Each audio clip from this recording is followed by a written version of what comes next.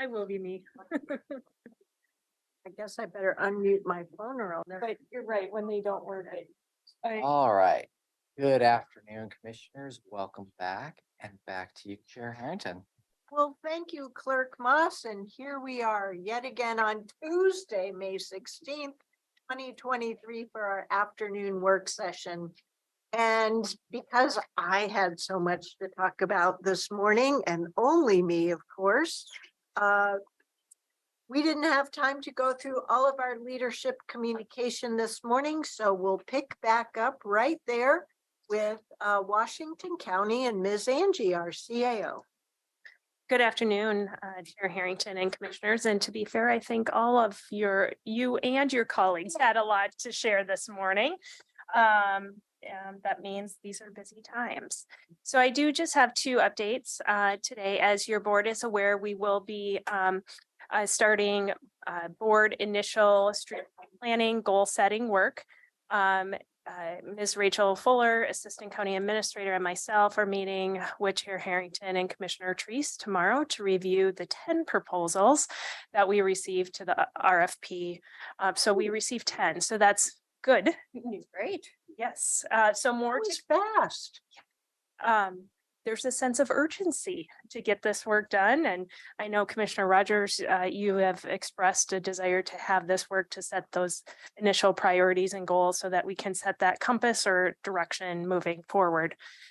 Also want to just share this last Friday, Commissioner Fye and I, as co-chairs of the Equity Leadership Council, which this is the internally focused Equity Leadership Council, met, and I will be emailing your board notes from the Equity Leadership Council, which will include a summary of our internal staff committees that are furthering our internal work, some of which comes to policy development for your board consideration, and also some of their work is implementing policy that your board has adopted. So that will be a written update. And Commissioner Fye and I will be moving forward with written updates to your board after the Equity Leadership Council meetings that are on a quarterly basis, because there's been an increased desire from the board to understand how that fits into the strategic action plan and as well as our acre work. So more to come. On that note, I really appreciated how in the LUT Friday Facts, they highlighted LUT Capital Project Services joining the other Washington County departments at the Oregon Association of Minority Entrepreneurs are having equity-based contracting. Has been important to me even before I joined as chair. And this is the first visibility I've been given into things actually happening. So that's it's one example how I remain hopeful that our process will improve as we move forward with the Equity Leadership Council. Thank you for that. Your board will also see on the ARPA work plan, which is scheduled for May 23rd to come to your board, how the supplier diversity strategies are starting to be put into action, especially with the significant facilities investment that your board is making, which you heard about today, but really that work plan will further document, illustrate kind of the steps that are needed to actually start a supplier diversity approach here at Washington County. And that concludes my update. All righty. Any questions of Ms. Angie? I know that we all appreciate the work of staff through the budget committee meetings, and they're very informative presentations that bring the big fat budget books to life. So thank you. Mr. Carr. Good afternoon, Chair Harrington. Further updates on litigation that's going on. The aid and assist litigation, as I mentioned last Tuesday, that was an important day. That was the deadline to submit language to the judge on the transport issue. I had hoped that the parties would resolve that issue. They did not, and the plaintiffs refused to grant additional time to negotiate. So Marion County submitted their language and the plaintiffs submitted their language, which are diametrically opposed. The plaintiff's language would direct sheriffs to disobey state court orders. We filed an amicus brief on behalf of Washington County yesterday, supporting Marion County's language and suggesting that Judge Mossman wait before entering any language to allow the parties to mediate, because I do believe this is something that we might be able to resolve amicably. And I'm not sure why the plaintiffs wanted to push this to a judge's decision. And I think it sets a horrible precedent if it goes forward. I'm also going to be trying to schedule an executive session with this board to discuss further actions in this lawsuit. We may need to step up our involvement. And I want to discuss that in confidence. Are the plaintiffs? Could you remind me who the plaintiffs are? The plaintiffs are Disability Rights Oregon and the Metropolitan Public Defender. And there are named plaintiffs whom they represent, individuals who are waiting in the hospital. And then on Mr. Beshart's case, he appeared on Monday in a state court. As you may recall, we have charged him with contempt for bringing new material to his property on Sellers Road. He had previously assaulted has two different assault charges for assaults against other members of the community, including one neighbor. He's been in jail since April 9th. Yesterday, he appeared. There still are no public defenders available because of the state's failure to fund public defense.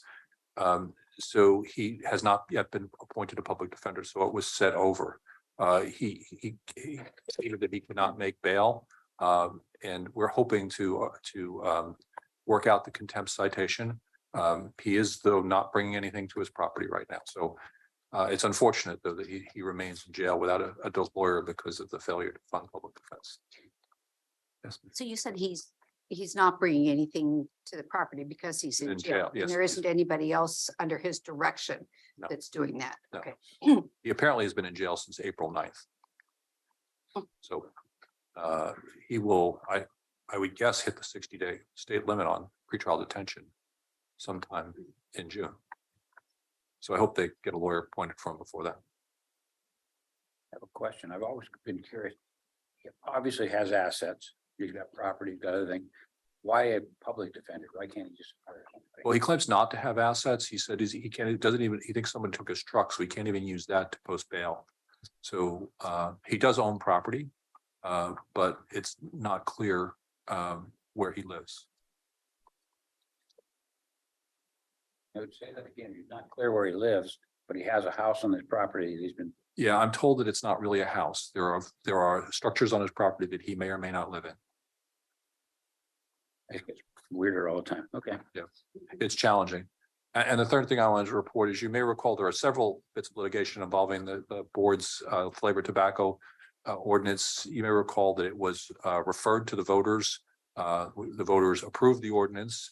Mr. Polonsky challenged the ballot title. That case was dismissed in the circuit court. Mr. Polonsky appealed, and we filed our responsive brief yesterday. So hopefully that will get decided by the court sometime in the next few months. We are also appealing the Schwartz decision, which invalidated the ordinance as preempted by state law, and that appeal is pending. Ever a dull moment in Washington County legal work? Multnomah County have this on the ballot?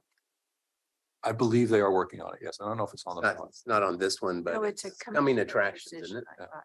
Oh, and going back to aid and assist, I was told yesterday that Clackamas and Yamhill County are considering seeking amicus status in the litigation as well, and seeking to join our brief, our amicus brief that we filed yesterday.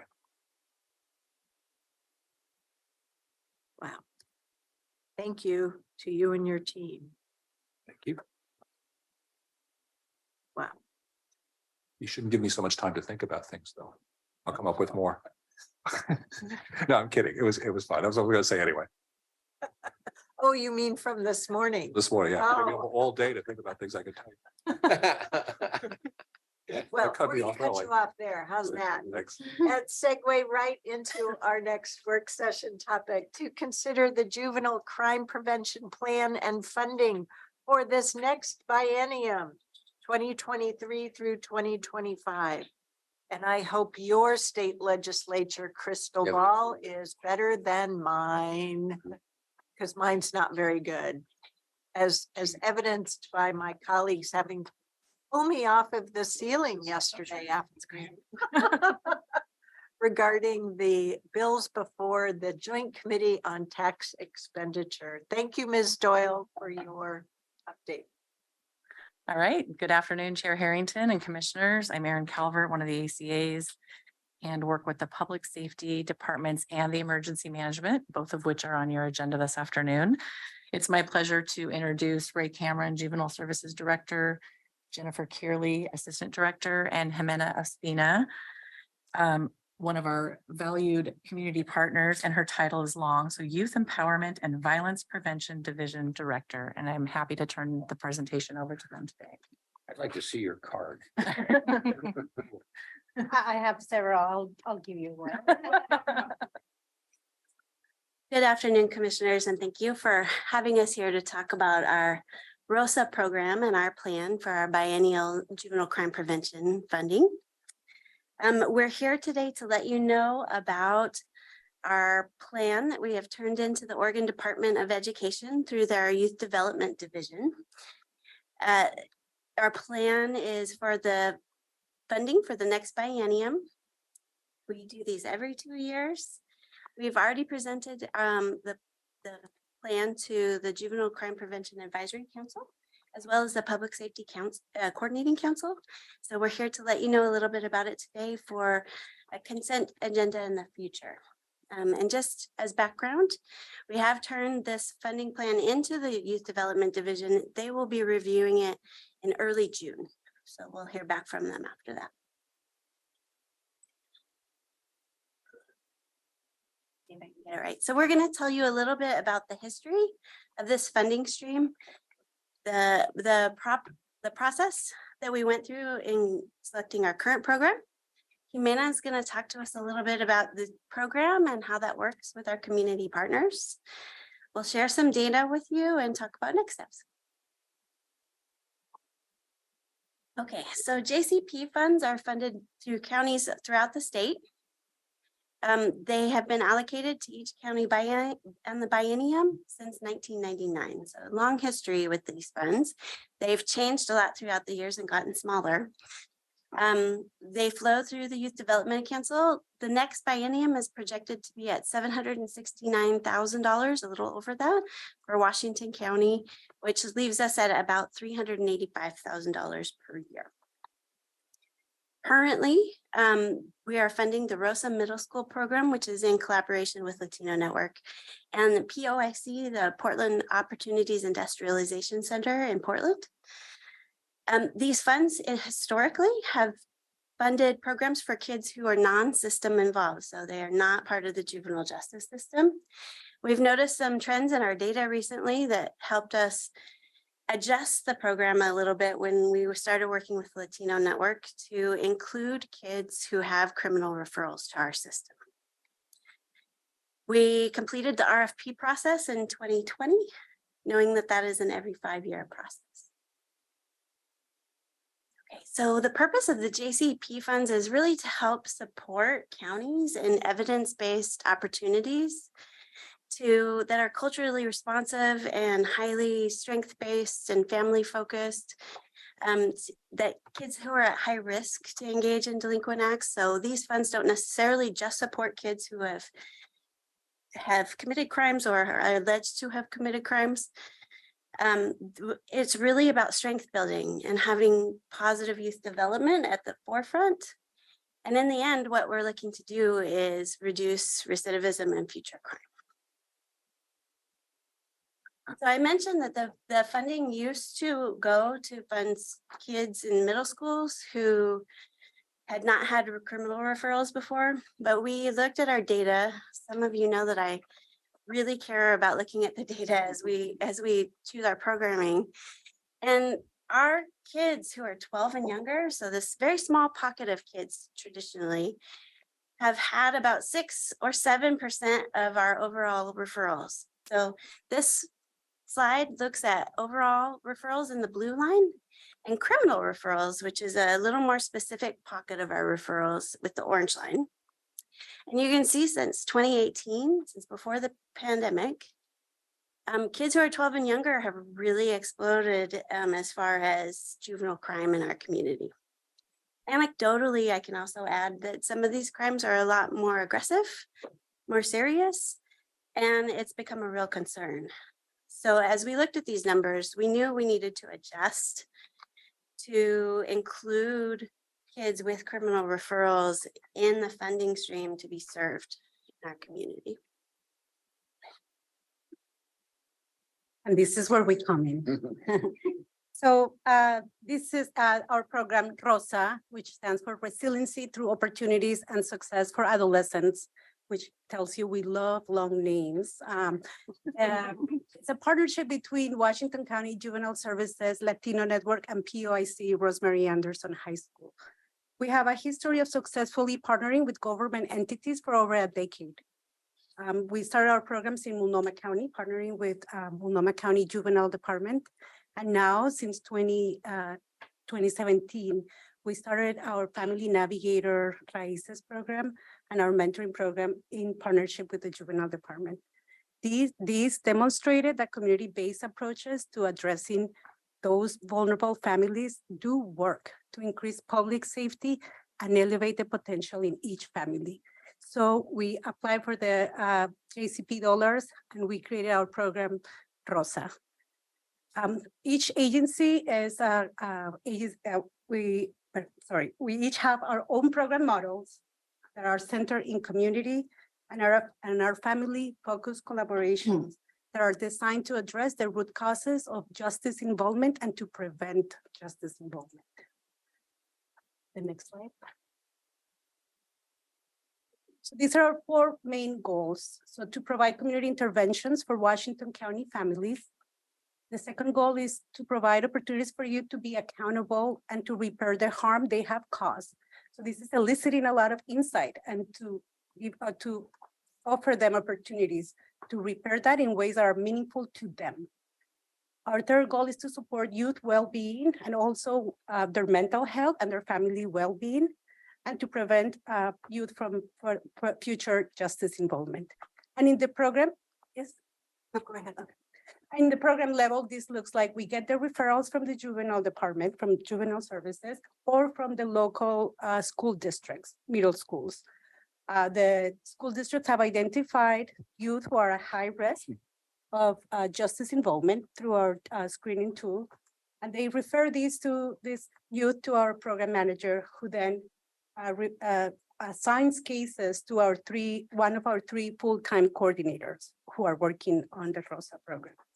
The coordinators connect with the families, conducts assessments we do the BERS, the Behavioral Emotional Rating Scale. We do the JCP, the screening tool, the Juvenile Crime Prevention Screening Tool. We also do our own needs and barriers assessment to see what barriers, what strengths, what possibilities live within each family, and each youth develops an accountability agreement. And these accountability agreements list a series of activities that the youth commits to complete while they're in the program. And our coordinator and the family work to support the youth in completing this agreement, reconnecting their community, their schools, and then we send the case back to the school or the department. So that's how the program works. One thing that my brain is having a little difficulty computing is the kids and their families live in Washington County. They go to school in Washington County, and I'm trying to figure out the role of the Rosemary Anderson High School in all of this. Yes, so let me go back a little more. Yeah. So these are all 2 community-based organizations that started in Portland. We have since then moved to have our locations in like satellite locations in Washington County. POIC has some of their workforce development programs here. Mhm. We have an office on Main Street. We lease an office from Centro Cultural, so we are local to Washington County. I'll just add that we were so thankful to get the culturally specific, really responsive services to come our way. Because it seems like some counties have much more access than others, and the fact that some of our partners were willing to join us in the work was just wonderful. So Thank you. yes, so we are local to Washington County. Yep. I knew the kids were getting service right here in their community, but didn't fully appreciate that history and the connection. So Yes. now I get it. Yes, Thank you. apologies for not making that clear. Yes, so absolutely, we want to reconnect youth to their own communities, Yeah. their local schools. Yeah. All navigation happens to services that are local. So yes, Thank it you. is happening here in-house. Thank you. All right, the next slide. And these are our outcome goals. So of course, interrupt and decrease delinquent acts. This is to increase community safety, right? Increase school attachment and success. We know that these youth are already they already have community built in schools. They, for the most part, are still engaged in school. These are not youth who are out of school. So we work really hard to connect them back to their schools, to repair those relationships. We also work hard to increase cultural identity. This is the reason why of the partnering with two culturally based organizations. We also increase connection to positive youth development activities, lots of social activities, lots of out of school time activities, skill development group, summer programming, spring break programming, increase family supports and connection. We know that there is a lot of shame and isolation that comes when our youth are misbehaving. For all of those who are parents, we know that we often try to just isolate ourselves. There's a lot of social shame when our youth are not behaving. So we build community around our families to make them feel empowered and to return their power back, to correct, to own, to love their kids in ways that are meaningful.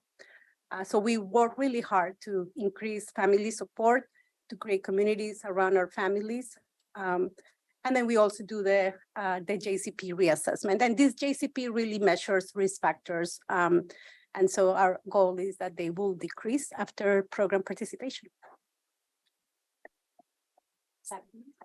So we might be thinking, why a culturally specific organization, and what does that all mean? And I just want to share with you some of the data on our racial and ethnic disparities.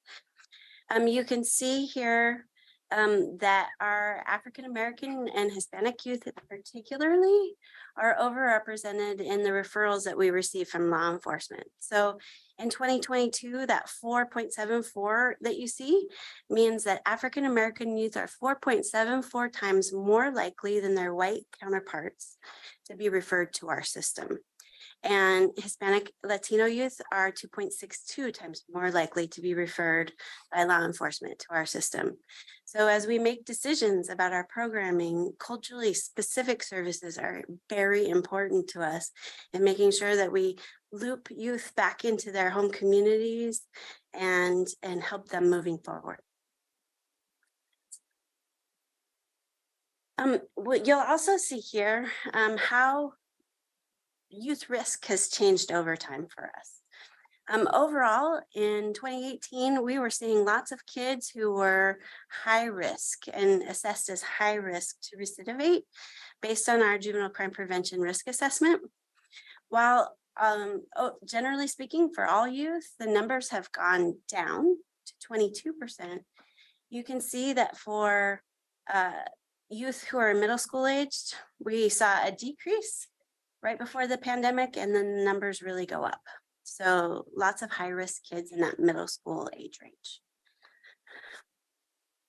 So far, the ROSA program has been in existence for a couple of years, and we wanted to show who our program is serving.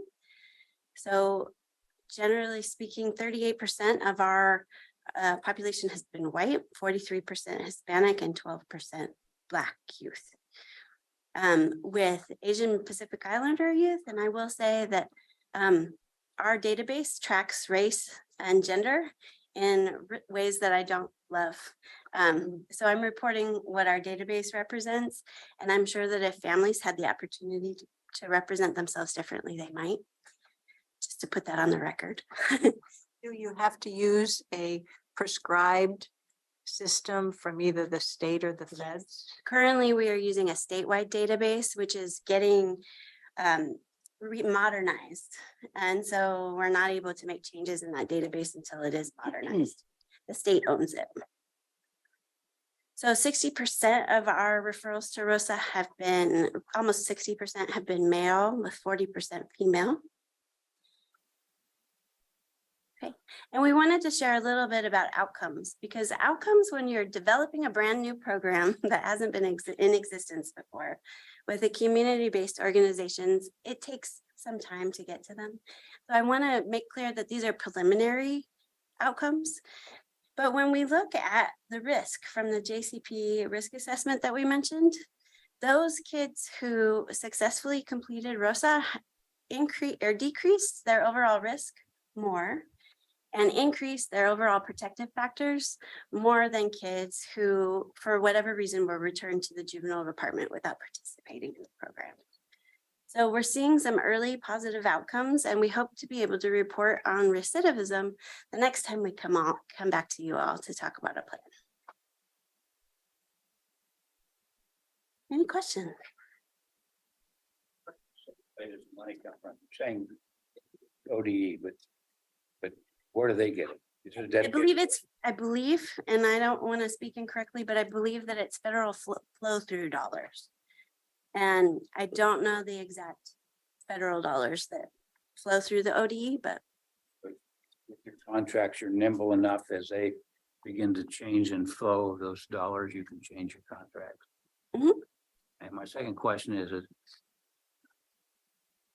probably just my age, but it's really hard for me to see 12-year-olds and younger being hardened criminals. So can you kind of tell me what kind of offenses in general would they be doing? we're seeing a lot of simple assaults come out of the schools right now. Lots of fights. And would you say that that's pretty? I would say so. Also intra-family violence, Mm. right? A lot of assaults between kids to their parents. So I think the pandemic did not help this, right? Strained family These are dynamics, physical assaults. physical assaults. Yeah, we're seeing much more serious crimes coming out of these. What can you tell me what that means? I don't know what that means. Yeah, with middle schoolers, we used to see sometimes minor in possession of alcohol, curfew, That kind of stuff. more basic things. And it seems like the incidents that they're coming to us with are more violent, more aggressive. Do they involve guns, weapons? Most of the time, weapons charges would flow through a different way through our system. Always done that. Okay. So I went off to the side to try and contribute to my colleague that it's kids who are acting out physically violent, hitting their parents Oh, yeah, different. and peers. Mhm. And he said, yeah, but boys have always done that. They've always had tussles, yeah. It's a little different. This is at a whole higher level. Wanting to do permanent physical harm is different than I'm punching you in the arm because I'm a Mad that you have. 9-year-old boy and you took my baseball. Very violent in nature. Yeah, different. I don't know. That's why I'm asking. Yeah. Mhm. It's more than just schoolyard type fights. Well, Commissioner Willie. Well, I guess, staying with that theme,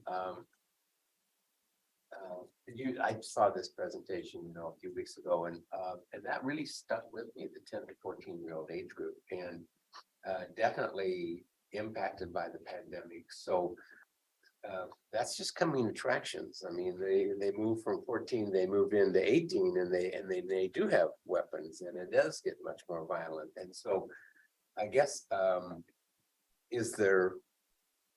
are we looking at the impact of the pandemic on those kids because they were literally out of school for a couple of years?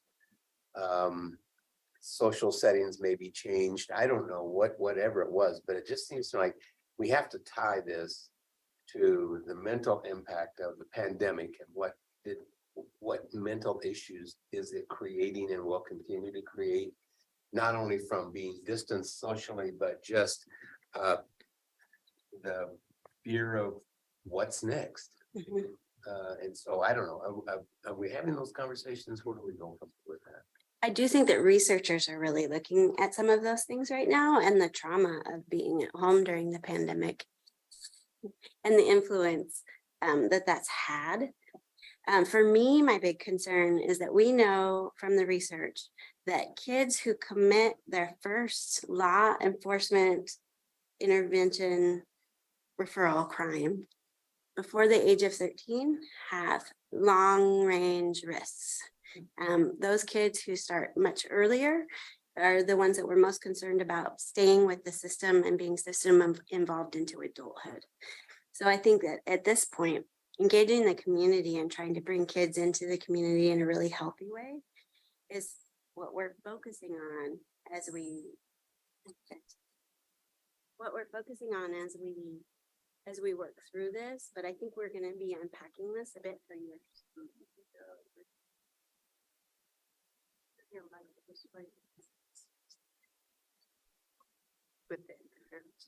Other commissioners? Well, I want to say a few things. Jennifer, I remember in 2019, I think it was 2019, learning from you and your data-driven approaches. And since then and since, I have appreciated how you have put data into action and have contributed that across multiple programs here in Washington County. But it's one reason where through the equity resolution, for example, we wanted to make sure that we were investing in data methodologies. So I wanted to make sure I complimented you on that. I think there are two opportunities for us as a board. I appreciated your question, Commissioner Rogers, because I was curious about the upstream level of the funding, because I was trying to figure out if it was state generated funding, then how can we use our voice to advocate? Because the fact that these dollars have remained flat means that we either serve fewer youth or we have to provide general fund dollars to make sure we're reaching the same number of youth.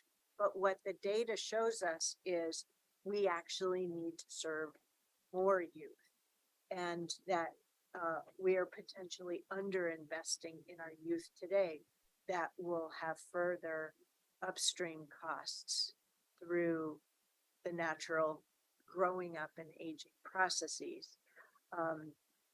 So what this tells me for the first point is that it would be, I really appreciate how our delegation, Representative Bonamici, Representative, who's our new congressional rep? Salinas, thank you very much. And our two senators really appreciate having this data. So if it's useful, Director, for us to write a letter to bring this presentation forward, just attach it to the letter and express that we have commitment to continue to serve the need in our community. The data shows us that there's a greater need that flat federal funding provides, and if we need to go and participate in testimony or whatever, we have a track record of being able to put dollars into practice effectively, and I want to make sure we're not underusing that voice, particularly as we have Nancy Boyack in DC. Do you want me to pause there or go to the second thing?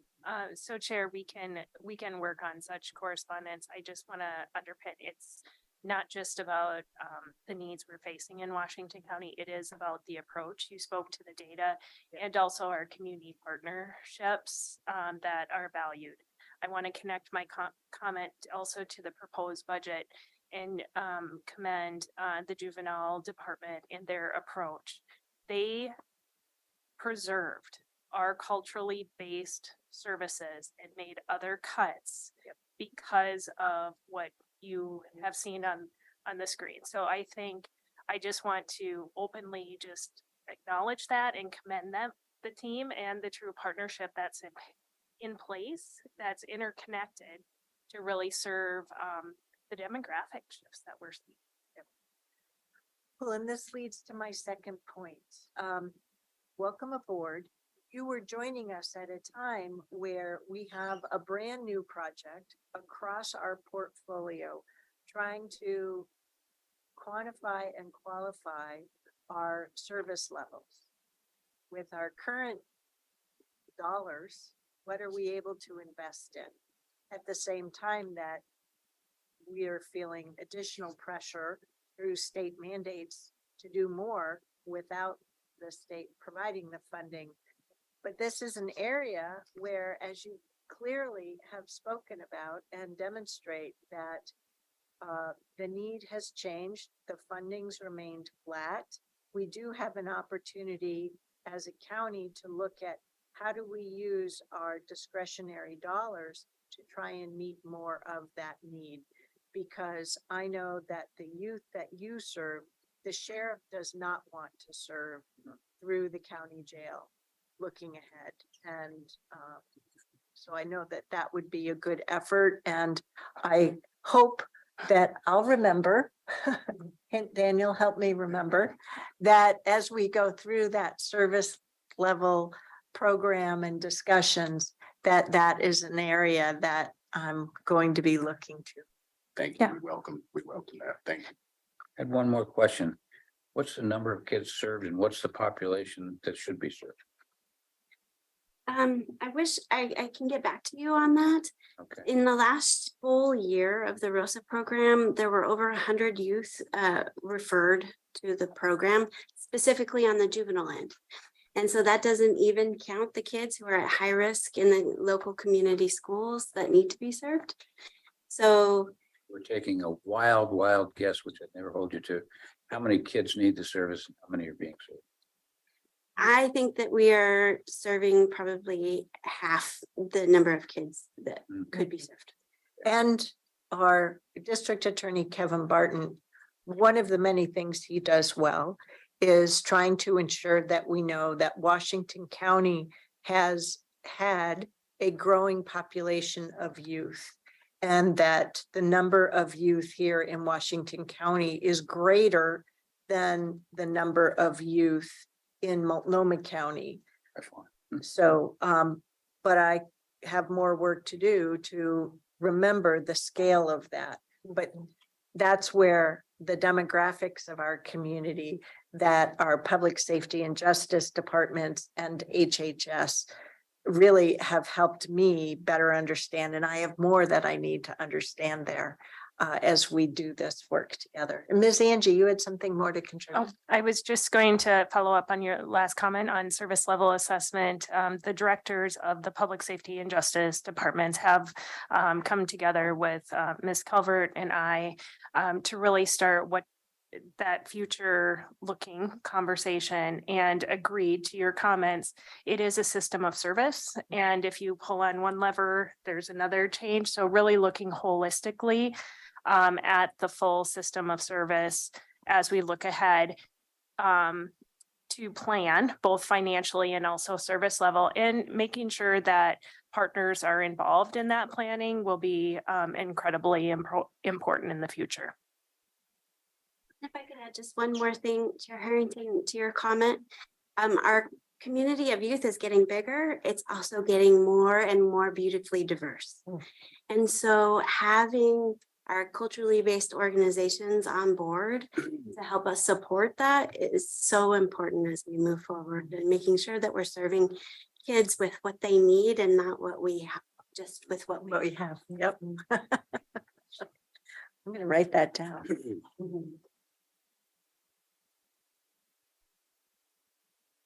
Anything else, commissioners?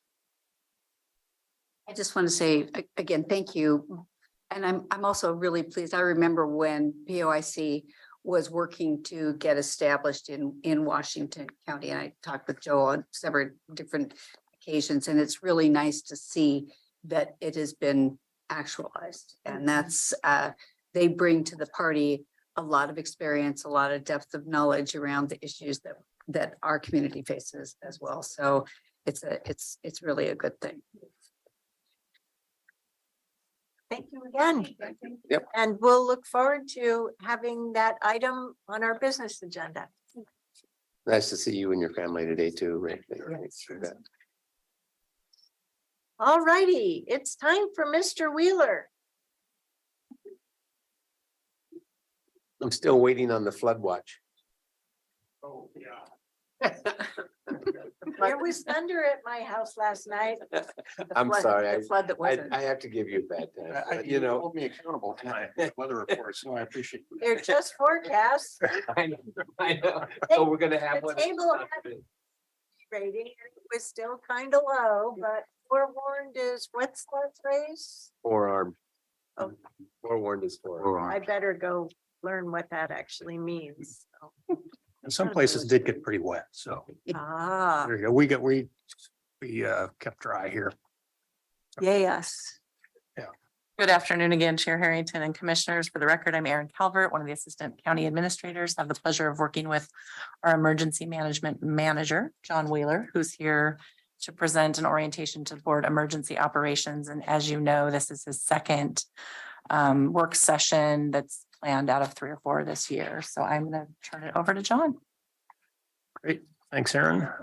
Good afternoon, Chair Harrington and members of the board. Again, for the record, my name is John Wheeler, Manager of Washington County Emergency Management. And thanks so much for the opportunity to talk to you again about these important subjects. As Aaron mentioned, this presentation is our next step in the board's action plan, board's preparedness action plan. To improve the board's awareness of emergency management systems and the resources to improve preparedness and resilience of the board as well. So just to give you a quick status update on the preparedness action plan. You'll again recall we developed this after the board's November roundtable on earthquake preparedness. And you approved this action plan at the last work session that we had on February 28th. For the general preparedness activity, I want to give a shout out to Aaron and Kevin and Angie and others, your staff assistants who've done some great work in taking the initial small steps to provide you with the resource that you need to ensure that you're prepared. Kevin and Angie have assembled the board emergency resource binders. I see the lovely red binders here, so great. I brought a red folder and didn't have a binder myself. We got lots of red binders, so it's great to see that's come together. Was the date supposed to be updated? It does say February 2021. No, that is. This is that, so it hasn't been. The binder was just recently developed. The emergency operations guide that is the first item in the binder is dated from February of. And that's when it, okay, so That's there it, weren't any that's- changes to this part. Correct. Yeah, the emergency operations guide was updated and is pretty up to date as of today as well. I believe. So comments all. Okay, so we had a June 2019 version. Mhm. And I had a very unpleasant set of experiences using it during the 2020 days of COVID. And we've each gone through our post-COVID assessment, which was re-traumatizing. I think you might want to, someone on your team might want to interview commissioners on this manual and see what our feedback is using said manual. And also, I want to make sure that our legal department is 100% behind said manual. Okay. Yeah. We'll definitely take that feedback back and get your feedback there. We did update it after the June 2019 presentation that my predecessor Scott Porter did to address the Clean Water Services and Housing Authority elements. And then we also did do an update for the February 2021 version, which I know at least Brad Anderson had an opportunity to look at, and some updates were also made at that point to reflect some of the lessons learned from COVID. However, Phone numbers and that type of thing there. yeah, just some information about the declaration process, and we have a couple of other issues, but we're always, it's a living document. We're always open to look for ways to improve it. So we'll certainly seek your feedback and make sure that it's fully acceptable and works for county council as well.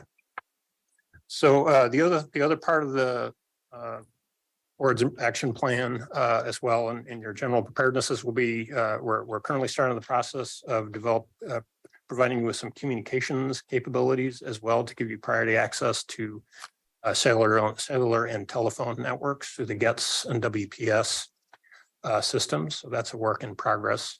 And again, we'll be doing some other things to make sure that we not only develop these capabilities and resources, but that we can maintain them over time, because that's always a challenge with emergency planning and preparedness, is to make sure that we can maintain these capabilities and do things like update the operations guide and the resource manual and that kind of thing. So we completed our February 28th work session. You'll recall where I give you an overview of our program and how our program fits into the broader emergency management system at the local, county, regional and state level.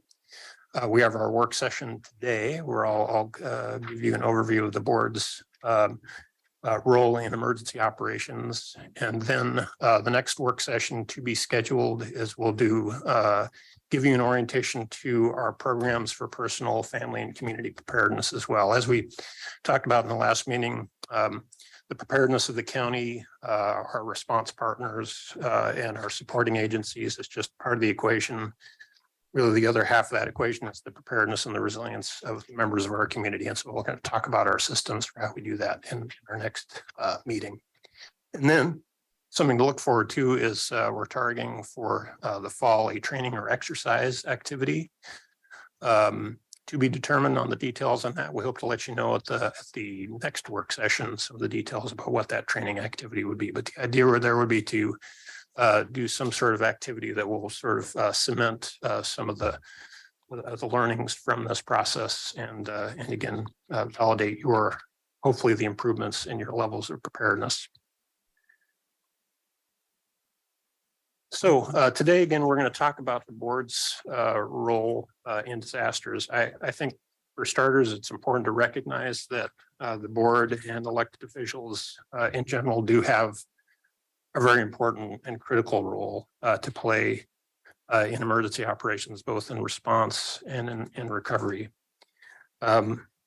Elected officials obviously need to play a role in setting strategies, priorities, and policies that will enable fast, efficient, and equitable response. You may need to coordinate with other elected officials in advocating for assistance and policy changes at the regional, state, and federal levels. You can serve as liaisons to leaders in our community, including the business community. You can also, elected officials often have to play a role in being the voice of the community and developing community solidarity and really activating community resilience. You may also need to play a role in hopefully instilling confidence in that government institutions are still functioning and that the county's values and priorities are functioning and that they're reflected in the response.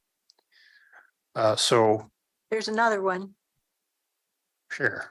being that point person for the community that takes any and all fear, uncertainty, and doubt. That isn't a pretty picture. Absolutely. Yes, definitely. It's one that our successors need to know can and does happen, Absolutely. Yeah. and have some tips and tricks for how to get through it. Yeah, well said. Yeah, absolutely. I mean, and again, I think that's part of that leadership role that you play in the county on a day-to-day basis. Obviously, Oh, no, sorry. you try. There's, it's at a whole different level. Yeah. But yeah, definitely when we come to an emergency, it's a lot of times elected officials definitely need to step up and play that role of listening to the community and helping the community as well get through the what has happened to them. So our agenda for today is I'll give an overview of our incident management organization. I want to provide some context in talking about how we manage our response to incidents and how that's organized so that I can show you how the board's role fits into that. And then we'll dive into the board's specific roles regarding policy, emergency declarations, and communications. I think just as a big picture, a lot of the board's roles fits into one of those three categories. And then I'll wrap up by giving you an orientation to the elected officials emergency operations guide, which we've already talked about here today, but just to highlight how that's a resource to you. Everything I'm going to talk about today is captured and is summarized from what's in that emergency operations guide. So that's an important part of preparedness, of course, is having documents like that you can go to and rely on when we have an emergency. So to talk about our incident management organizations, I figure a good way to do this would be to sort of do a walkthrough, not talking about a specific scenario, but just sort of walking through how an incident will evolve and escalate from a small incident to a larger incident and involve certain organizational elements and potentially involve feedback and input and guidance and direction and leadership from the board. Looking at the slide, a vast majority of emergency incidents can be handled at this level that you see up here, where you have an emergency incident resulting from a 911 call, and with our first response and support agencies responding to that incident.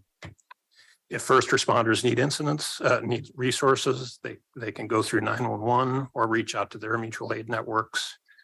For example, our fire EMS agencies can appeal to the fire defense board chief, and that fire defense board chief can coordinate and mobilize resources from around the county or around the state.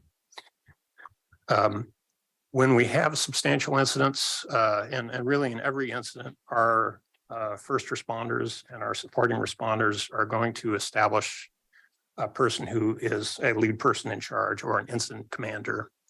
Typically, that's going to be determined by the lead response agency, whoever has jurisdictional authority over that incident. On a lot of cases, it's determined by regulations or laws and rules will determine who the incident command authority is. In some situations, there can be overlapping authorities where you have multiple agencies that may have some responsibility for responding to the needs of that incident.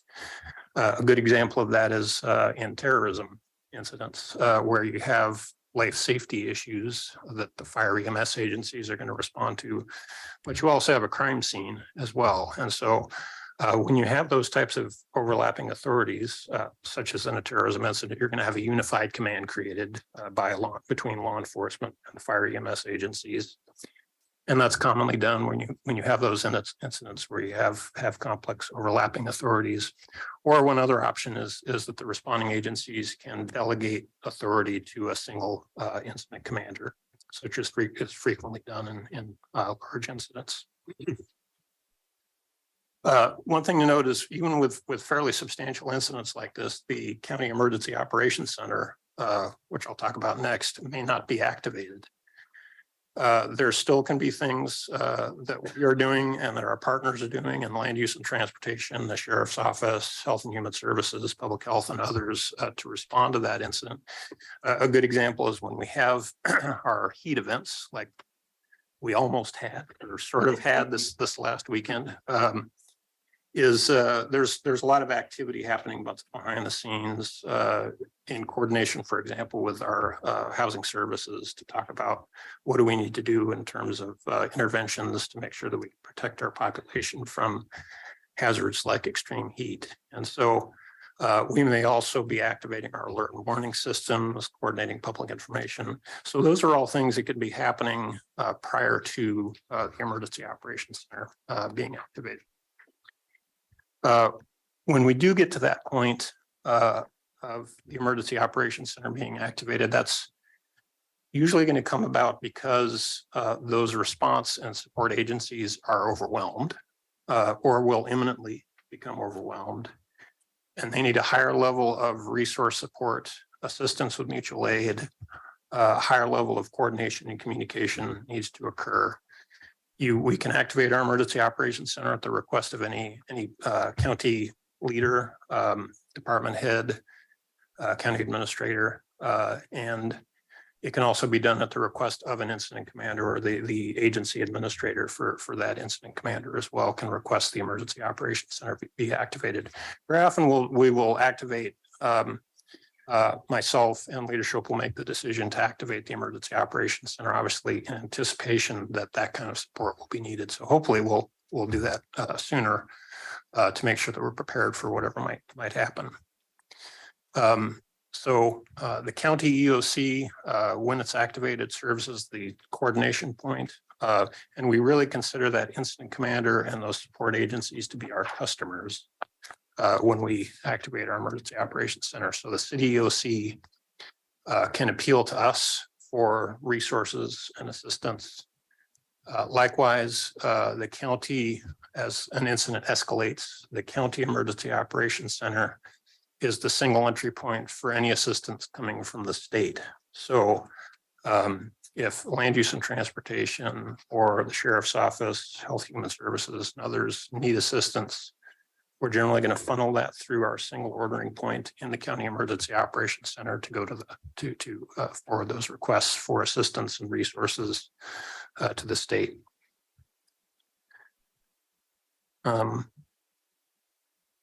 Of course, when incidents happen, apologize, the screen's a little bit hard to read from this distance, but I see you got it on your screens there. Of course, when incidents happen, they may not just impact the immediate community that's responding to that emergency. It may also impact county operations. And so if that happens, the way it used to work before is we had an entity that we used to call the Support Services Department Operations Center, which would provide support and assistance to county departments from human resources, from facilities, from IT, to provide support departments to restore essential functions in that department. Of course, we got a lot of experience with this with the COVID incident, because of course we had county employees that were very much impacted by that.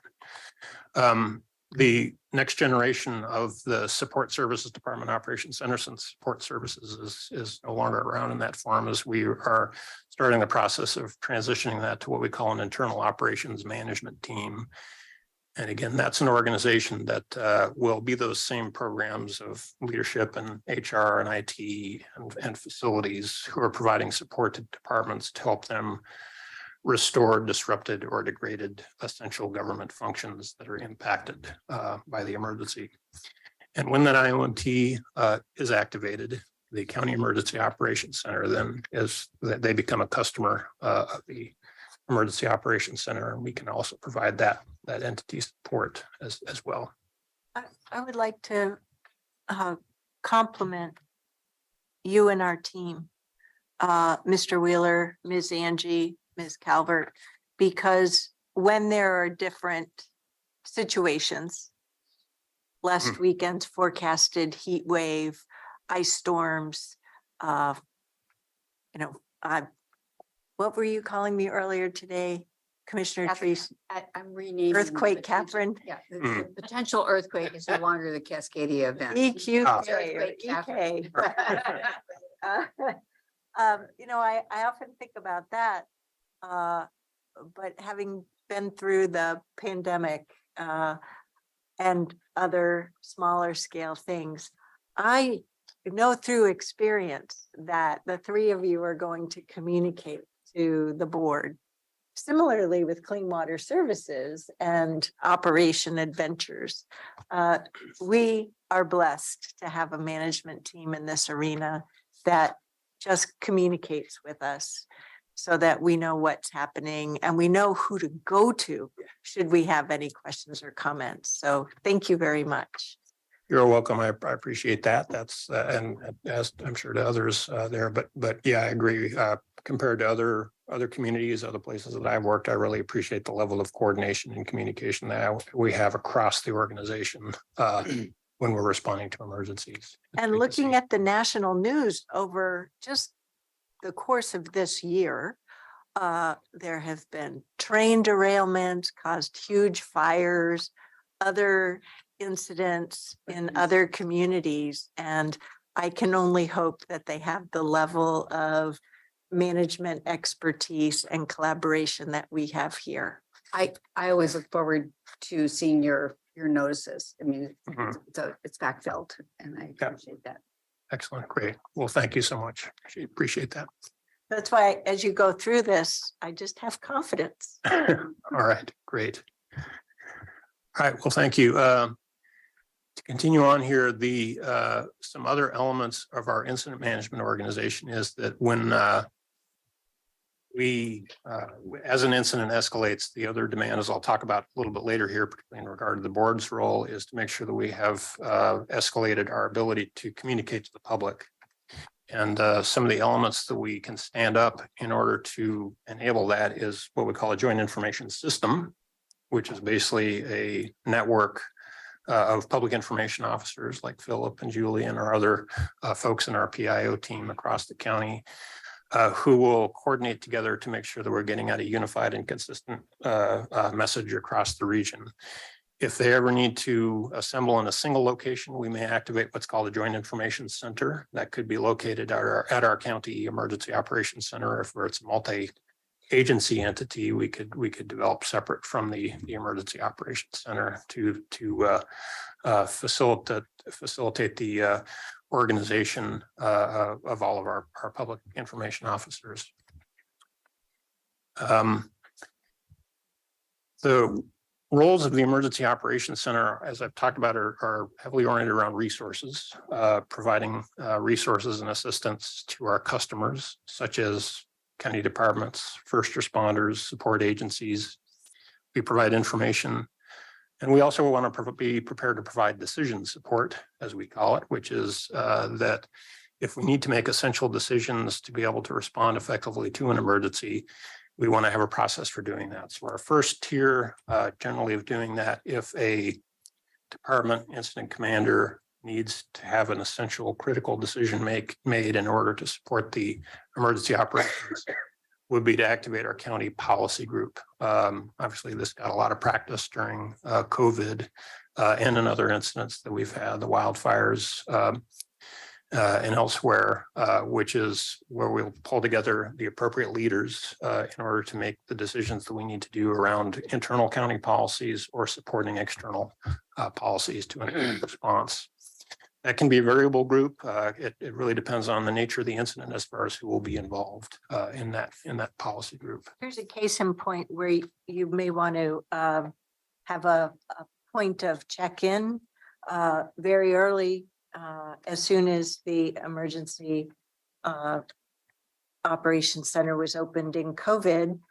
We were on a tour, I think it was, and or we got an email talking about how the team was putting together an equity definition to make sure we were using an equity-based approach. And I said, excuse me, you do not need to do that work. Your board just adopted a definition of equity last month. And so I think that's where your county policy group needs to be a little careful amongst itself and check in with some board resources because sometimes things just can get by you when you think it's internal and it isn't. So. Yeah. All right. The last element of our incident management organization that I wanted to mention was then what we call our multi-agency Coordination Group, or our MACG. And this is with the policy group being a county level organization, this is our multi-agency level organization where we work with our cities, our special districts, first response agencies, and others to make sure that we are, as much as we can, coordinating our response, coordinating our decisions around that are needed to enable a fast and efficient and equitable emergency response there. And how is, it seems in my brain that the MACG that's going on now for the governor's homeless executive orders is somewhat of a different animal than if you were dealing with a different, a nature-based emergency. But am I oversimplifying it, or are there some elements that are unique, or are they always unique? It's just we use the same abbreviation. Yes, I think would be my answer to what you said there.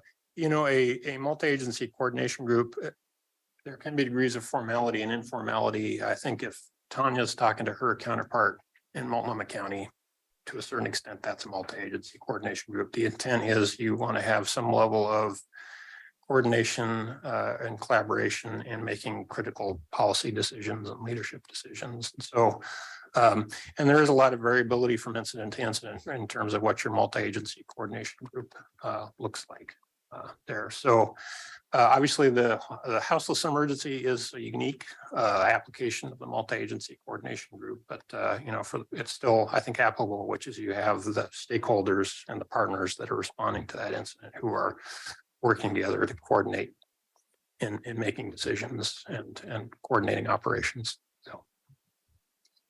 Thank you. Yeah, thank you. So, and within that, part of our incident management organization, of course, is the Board of Commissioners. I mean, I think it's important for you all to see yourselves in the context of this broader organization, in that when we have emergencies, there's a need to make sure that we and that you are know when, why, and how to take the steps that you need to do to enable an efficient, an effective, and a equitable community response. And that can be, you know, done by making sure that we have good coordination on administrative objectives and making sure that we have spending authorities established, that we've adjusted any policies that we need to expedite the response or expedite recovery. And other things like that that are important. So to provide that guidance to the policy where needed to the policy group, to the County Emergency Operations Center and elsewhere to enable that response. So getting amongst those roles that the board can play, I've sort of grouped those into three different elements, which is there's the policy role, there's the emergency declarations role, and there's the communications role. And to dive a little bit into each one of those, in the policy role, the board can work with leadership to support and facilitate incident management activities, such as by implementing emergency authorities, including those necessary to manage the budget. We, of course, need to make sure that our response and support agencies, those agencies that are responsible for expediting and supporting recovery as well, have the budget authority, have the spending authority that they need, and other tools to make sure that they can respond effectively. May need to take regulatory actions necessary to control public activities and facilitate response and recovery. The board can suspend personnel rules. You can, as we'll talk about when we talk about emergency declarations, is that you can issue evacuation directives and other things like that in order to support the community response. Prioritizing the delivery and restoration of government services is another policy area, and then coordinating incident activities with policy representatives of other impacted jurisdictions and senior executives of impacted businesses. I think that's an important role for the board to play, which is you may need to again, reach out to other elected officials or members of the congressional delegation or state leaders and officials to help coordinate policy priorities, and again, to pave the way to an effective and efficient response. Well, we certainly got involved with our chambers of commerce. Uh-huh. During COVID. Yeah. For the right reasons. Yeah, that was a great example there. Yeah. So that's generally the policy role. Of course, the board has a role to play in issuing emergency declarations. These are outlined in the county's code, chapter 8.36. And just to summarize this is the board is authorized to issue declarations for emergencies in the unincorporated area of the county. A declaration is justified if any of the following conditions are met, and this is language pulled from code chapter 8.36, is if the incident is causing suffering or in imminent danger of suffering, a natural or human caused event, if the or if the incident may cause injury or death to persons, damage or destruction of property, or disrupts the provision of important government and public services. So if any of those categories of impacts are occurring in the community, the board is authorized to issue an emergency declaration. In the code, there's some examples that I put in the green box there on the right side. If there's a civil disturbance or natural disasters, federal or state emergency declaration. So if there is a federal or a state declaration, that should pave the way or authorize the board to issue its own emergency declaration. Major disruptions to community services, health hazards, hazardous materials, or the last example is an interesting one. An influx of evacuees is involved, as if we have an impact, it's in our coastal communities or in the Portland metro area, and we need to provide support to another jurisdiction in that way. That would be another instance in which the board can declare an emergency. Can we pause here for a second? Yes. This is where, when I think about our successors, and I'm also looking at the information behind tab 6, the level of authority and succession. I'm not volunteering to write it per se, but at the sake of ending up signing up to do something. I think over the years, but particularly just these last 4.5, I've come to appreciate how, even though our authority is only for the unincorporated areas, so the urban unincorporated areas and the rural, from topic to topic to topic, I frequently am mildly astonished by how the mayors want us to go first in providing leadership, whether it's with fireworks Yep. or with camping ordinances and consistency there,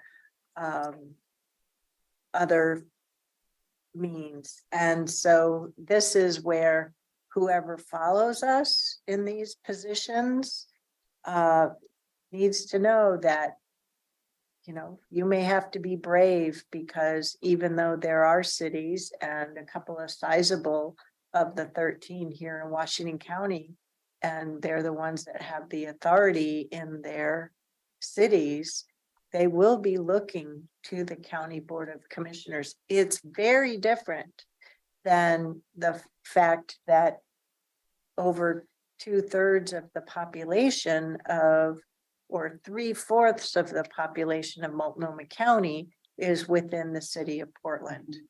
I think there's an appreciation of the need for consistency in emergency situations too. Yeah, well, but also training up the governor, the governor's advisors, our own state legislators, that Washington County doesn't have the same level of and the county board doesn't have the same level of responsibility and accountability that Multnomah County does or that Clackamas County does as a county government. Right.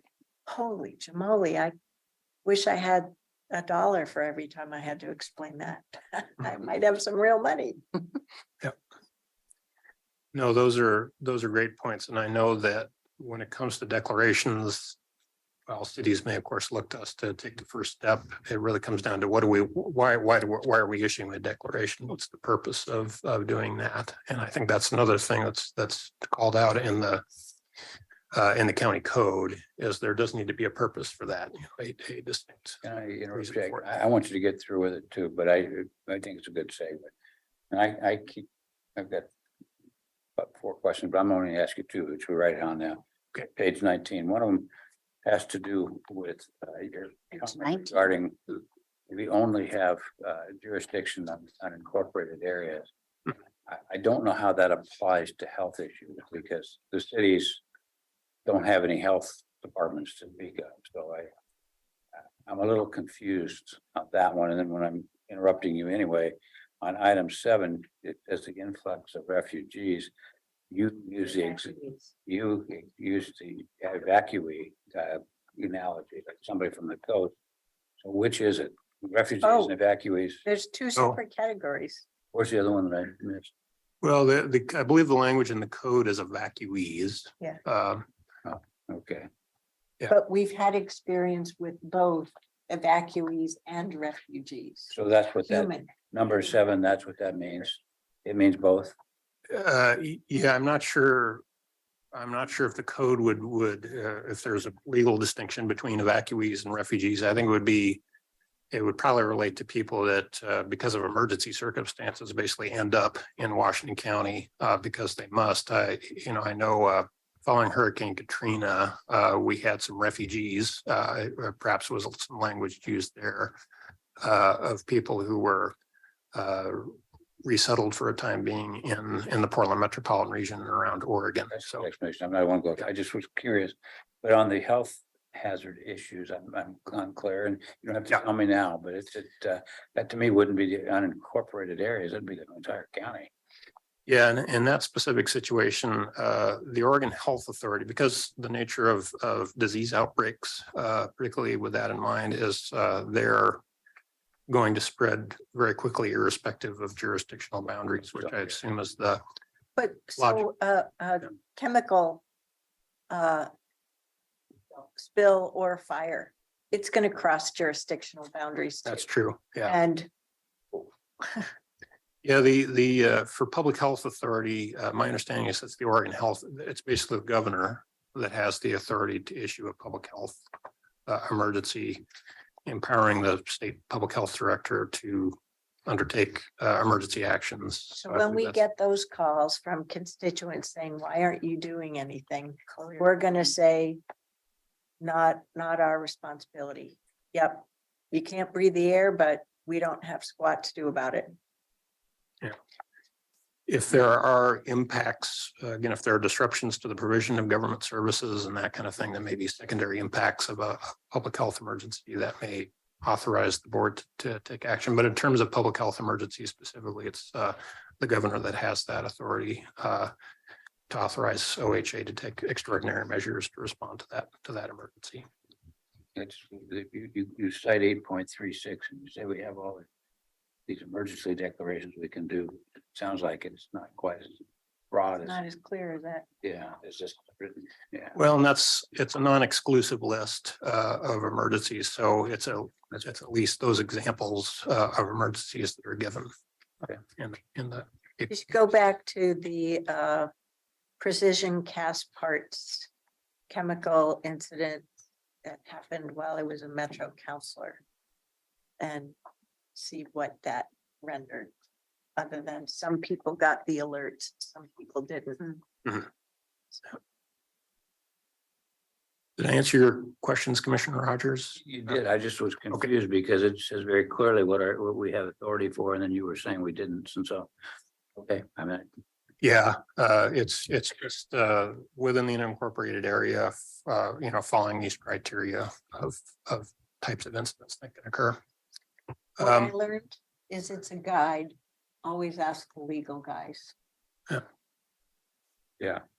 So the purpose behind an emergency declaration is that you can use it to direct actions and issue orders determined to be necessary and prudent to protect the public and property and efficiently conduct activities that minimize or mitigate the effects of the emergency. The code also says, per our previous discussion, is that the declaration shall specify the specific actions or measures authorized to be taken under the emergency declaration. And so that's an important element, is it needs to be generally impacting the unincorporated area. There needs to be some emergency that's occurring that's a threat to life, property, or impacts to government services. And then it needs to play some role in specifying an action that you want people or to be taken, or a directive to be issued in response to that emergency. This, and I apologize, this is a big long list on slide 10 here of the types of directives that can be issued. And again, this is a non-exclusive list, and I reordered this from actually the way it's listed in the code to put the two top most common uses of an emergency declaration at the top, which is that a declaration can be used to waive or modify government rules for purchasing and contracting. That's the most common an initial action that is directed in an emergency declaration. It can be used to suspend or modify personnel rules. That was something we did in COVID, was to suspend. That first one as well during COVID, didn't we? Oh, yes, absolutely. Yeah. Yeah. The COVID emergency declaration, it's a good example because it went beyond this list, and that it allowed for emergency contracting, allowing the bypassing of bids and RFPs and that kind of thing. It suspended some personnel rules. It also, I believe, also expanded Tanya's spending authority as well for the administrator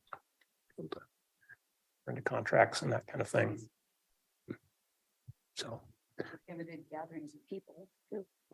Yeah, that one came up in July of, what was it? Last year, or the year before, with LIV golf coming in, and the sheriff and I had a meeting with the local mayors right in advance so that they felt informed of the latest and greatest. And the mayors are pretty nervous that their forces might be called in for backup. And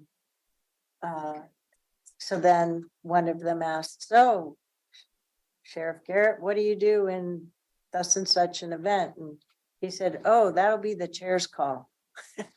That's why I said, I'm not going to be away that weekend, so I'll be ready for the call. So, but it's just one of those things that doesn't come in the unwritten manual of what it means to be county chair. Wasn't that in reaction to protests? Yeah, but they were worried about there needing to be more backup and declaring an emergency to ensure that the city police were reimbursed for the cost of being backup. It went beyond mutual aid. No, it wasn't COVID. No, it was that LIV golf. Potential political reaction. Yep. Okay, great. In any case, these are the examples, again, not exclusive of the types of directives that can be issued through an emergency declaration.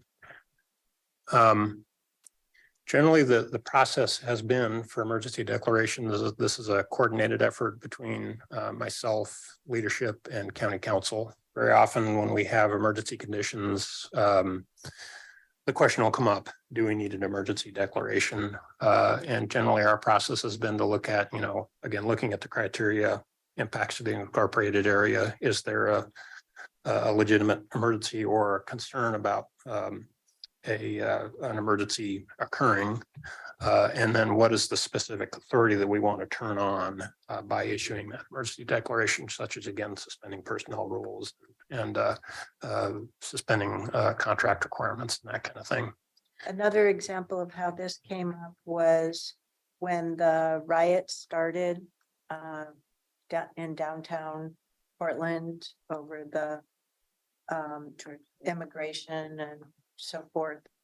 The there was concern that the riots and people involved were moving up the hill and into unincorporated Washington County. So TriMet, through their emergency operations, there it was a weekend, and I got a call from Tom Margraf of TriMet, making sure I knew that they were at the ready, and if residents needed to be evacuated, they had buses that would be there inside of 30 minutes. It was like, that was not the phone call I expected this Saturday morning, so. Yeah. Get that in the manual. Emergencies require flexibility. I think maybe that should be on the front page. Yep. Flexibility. So I just send emails to and text messages to Washington County staff. Got this call, here are the deets. Yep. It's been a long. A lot's can happen. So emergency declarations can be done again as a preparedness message. Again, as it talks about, it can be done if there's an existing emergency or if there's a potential or possibility for an emergency occurring. They can be in effect for up to 90 days.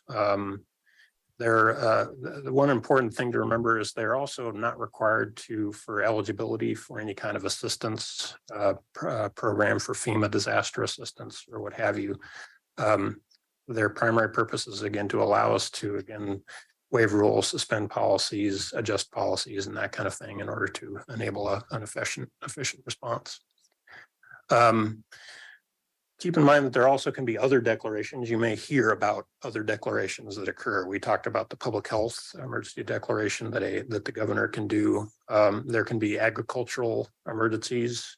We often, even in our office, will find out about those after the fact as the USDA opens that up. Usually that's about providing low interest, favorable term loans to farmers who are impacted by emergencies, drought declarations, and of course there can be a presidential declaration paving the way to federal disaster assistance. So other types of emergencies declarations are out there. The board has in regard to the board's emergency powers and authorities, there is a succession, a line of succession there, starting with the chair of the board. So basically the way the code is written is it's meant to be, make it very easy for you to issue emergency declarations. Technically doesn't even need to be in a formal document so long as it's documented somehow and then ratified at the earliest opportunity by the full board. But so it can be done fairly informally initially, and then if you can't convene the board in order to issue a declaration, the chair can do it, the vice chair can do it. If they're not available, any district commissioner can do it. District number, is that by alpha order? Well, it's a good question. I don't know. It doesn't specify, so I assume any. First one that shows up. Yeah. There you go. First one that shows up will probably be that way that works. And then if the board is not available, then Tanya can do it, or Aaron or another ACA can do it. And then last but not least, the sheriff can issue an emergency declaration if all else fails. So that's emergency declarations. The last function of the board that I wanted to summarize was just the important role, of course, of communications. Like we talked about at the beginning, I think the board can play an important role in amplifying messages, in stepping up to listen to and to serve our community and initiate preparedness and resilience in our community. Communications is critical, of course, and disasters can, public officials can play a key role in making sure that we are getting out a consistent and uniform message, that we are responding to rumors. That's a very consistent challenge that we've had in emergencies, is misinformation and rumors that spin about. And anything that, of course, the board members can do in order to mitigate that is valuable. Of course, communication should be, to the greatest extent possible, coordinated with the CAO, County Communications Officer, and the County Emergency Operations Center. That just allows you all to gain full situational awareness. make sure that we have the best information for you to be able to, like we talked about, address rumors, conflicting information and disinformation, and then support an equity informed message as well, based on an analysis of the affected populations. So I would suggest one change, and that is somewhere in the slide to offer phraseology to welcome in information from county commissioners. Because county commissioners each have contacts and reaches into the community, and that has played out in scenario after scenario here these last 4.5 years. And that slide doesn't speak to that welcoming need. Yeah. And I don't want new commissioners to go through that and just feel it's directed. Yeah, great feedback. I do talk about that a little bit later here, but your point is well taken, which is obviously the U-Haul have very good networks amongst constituents, the business community, other sectors of the community, and that is extremely valuable. So that's definitely recognized. Maybe just add a bullet that says all information is welcome as well into the team. Great. We have this helpful in the manual, the crisis communications triangle. It's sort of the fundamental principles of crisis communications to always remember. Start with situation status when responding to media requests or participating in a media opportunity. Make sure you share what happened. And as it says here, it's okay, we don't know. The fundamental nature of emergencies is that there's a shortage of information and information is incomplete, which is why obviously you very often hear elected officials say, we don't know yet, and please be patient with us while we wait to get the complete picture and complete a full investigation. Of course, next step is you need to be upfront and clear about exactly what we're doing about the incident. Paint the big picture and leave the, feel free to leave the details to staff. And then last but not least, be sure to communicate what does it mean to the community, particularly emphasizing what are the personal protective actions that the community needs to take in order to facilitate their own response and recovery. So in summary, and this is where I hit on the topic you just brought up, Chair Harrington, which is in thinking about how to sort of summarize the emergency role of the board. I think it's best to think of it in terms of that it should mirror your own, your non-emergency role in a lot of ways. Setting strategy, regulation, policy direction, setting priorities, and that kind of thing. However, often, recognize that in many situations, it's going to be with greater urgency and with less information. When we're in a disaster situation, obviously it's often a situation where the need to make a decision in a fast, efficient way is going to yield better results than making sure that you then postponing that decision until you receive complete information. That's an important balance that we need to make. Liaison with other elected officials, like we've talked about, and I think to your point, Chair Harrington, is leverage your valuable community connections to your constituents, to different sectors of the community-based organizations. I do, to your point, I remember following the 2021 heat dome event, where we were dealing with the substantial impacts to the health of our community. There were also very serious impacts to agricultural, particularly to the caneberry producers. And I know that some of the board members were important sources of information about that. So that was a great example of where the board provided really valuable intel for the rest of us to be able to, and in response, we were able to provide some information and guidance to help those impacted farmers recover. And then advocacy, as mentioned, can also be an important role that the board can and you and other elected officials can play, is to advocate for efficient and equitable county and community response and recovery.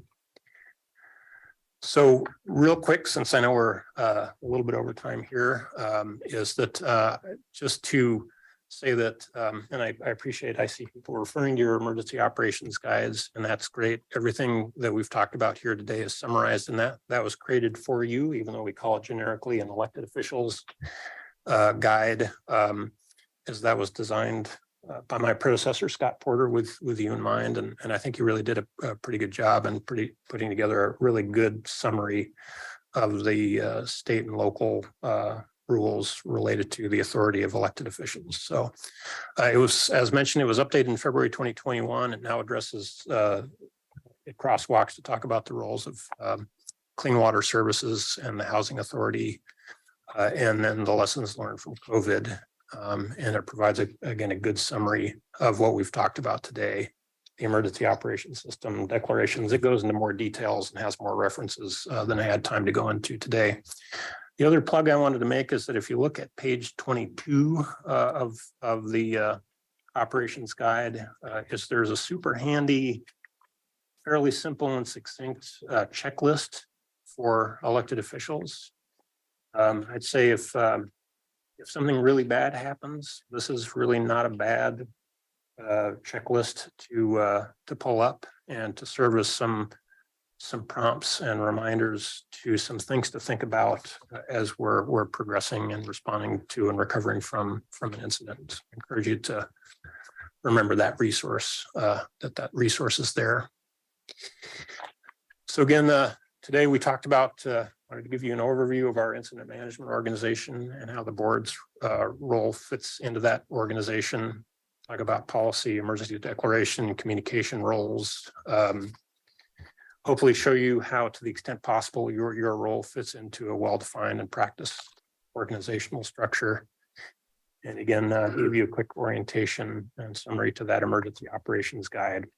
Again, it's a living document, so we're very happy to take any comments you have about that and coordinate with county council to make sure that we are updating that to make sure that it's going to be accurate and helpful to you and to your successors there as well. So there you go. With this work session, we've hopefully given you a helpful overview of your role. Let us know if there's anything to follow up on. And the next work session, again, is going to be our orientation to personal, family, and community preparedness as well. And we'll look forward to talking to you about that. So, I know we're a little over time, but certainly welcome to entertain any questions. Yeah. 20 and 21 are booked, and you very clearly say what CWS and Hawks Board of Authority is, but you may need to take a look at it. It just simply says that that the only action they can take is to, in essence, agree with their authorized agency representatives and seek guidance from the county. And it seems like I'll pick on CWS. They're very unique. If they have a blow up, if somebody flip a plant or do something really bad, I think that ought to come to their board of directors just the same as things go to the county board in your succession period. And it doesn't seem to follow unless I'm misreading. You just don't have the same robust, it goes the selected group to seek guidance. It just as a representative, which I guess could be the head of the sewer plant. I mean, it doesn't say who that is. So I just think it might be a little more robust. Maybe I think Diane might be able to speak to the authorities of the CEO and also the systems that she's put in place. they're different than these. Yeah. Yeah, so there's two kinds of emergencies, right? So this one that we're talking about now is how clean water services would interface into the overall county-wide emergency. So clean water services becomes part of the team with Washington County inside of the EOC. Plus, we're managing the incident with our local incident commands at the treatment plants and field ops. And we're taking direction from the county EOC. So that's how that would flow. Then there's emergencies that are unique to clean water services that doesn't rise to creation of a countywide EOC. So we have our own internal processes to create an internal EOC and to manage it. If it gets beyond our control, then we would contact Washington County Emergency Services.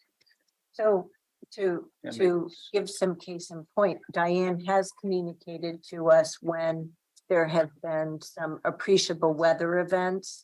And she has mobilized their team to ensure that, you know, as there were multi-day ice storms and whatnot, that she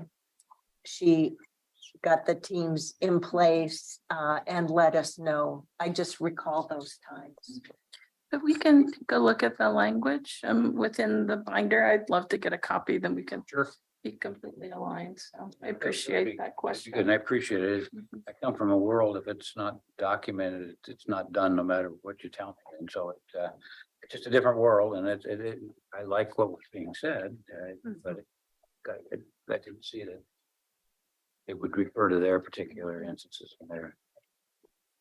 We can, Okay. we can follow clarify that. I'll that. share a copy with you, Diane, and what we have here, the existing stuff is, I believe, purely something that we pulled from the written authorities of CWS, and so that's what that's summarizing, but we can clarify some of those other issues. Anything else, commissioners? Thank you. We know more now, All right, excellent, and we have more to draw from outstanding, as great. well. Well, great. Thanks so much for your time. I Thank you. appreciate it. Thank you. Here. Keep up the good work. All righty, we have one more big meaty topic for the afternoon, and that's the Washington County 2023 Regional Transportation Plan. Would you like to take a 15-minute break at this point? Yep. I'm going to need to depart by 3:15. Ooh, early today. Let's zoom through us. I got school duty. The only thing I need is on this is I have a sentence I would like to see added to the letter. Yep. Take that up front then. So that they're here. Sure. How, are we taking a break or not? Sorry. I don't think. What else? I'm gonna go grab some water. Other than that, no, I'm good. When everybody else wants to do. Come on up. Look at them, they were just standing out there hovering, just waiting, please don't make us wait. We're ready. They've been here since at least 2:30. I'm gonna make a little noise for the moment. Thank you. Welcome. Diami, did you hear me singing your praises earlier I missed it. about Do the youth Yeah. advisory committee that you had staffed? Yes, it was a lot of fun. I will have to share some of we did a fun interactive like live polling with the students and got some good engagement. Was with it Tigard or Tualatin? Tigered. Yeah, Tigered and Tualatin, Well, yeah, students from both cool. And you have the Beaverton Youth Advisory Committee on Thursday. on Thursday. Yeah. So we'll share some summaries from both of those. Cool. Mhm. Great. Well, you guys are out in the community more often than I can keep track of. We're having a hard Glad time about keeping track too. Yeah, yeah. It's been a lot of engagement. Well, good afternoon. My name is Erin Wardell. I'm the Planning and Development Services Manager, and with me is Diami Valentine, Principal Transportation Planner, and we are here today to talk to you about the Regional Transportation Plan project list. So the objectives of our briefing today are to provide you with an overview of the Regional Transportation Plan process to date and specifically the project list. We will be sharing some of Metro's very high-level evaluation results and then providing you an opportunity to provide us with any input. The policy questions that we'll come back to at the end of the presentation are, does the board support the letter of endorsement that we've prepared to submit to Metro? And we'll talk about this a little bit later. This is actually a new step in the process for this RTP this year. And then what additional information would the board find helpful? So with that, I'm going to turn it over to Diami. All right, thank you. So just a little grounding in terms of what the Regional Transportation Plan is. It's Metro's area, the Metro area's long-range transportation plan that guides planning and strategic investments for transportation. Metro is required as the Metropolitan Planning Organization, federally designated MPO, every 5 years to update their transportation system plan. And the last update to the RTP major update was in 2018, and so they are required to have an adopted plan by the end of this year. So we have been in along with everybody, a scramble to update the project list. It's kind of been a all hands on deck effort over the last year. So county staff have worked really closely, coordinated with the cities, Walton Hills Park and Recreation District, ODOT Metro, and to develop the first element, which is to develop the revenue forecast, which really helps guide the plan. And it includes a number of assumptions about reasonably likely local, state, and federal revenue sources.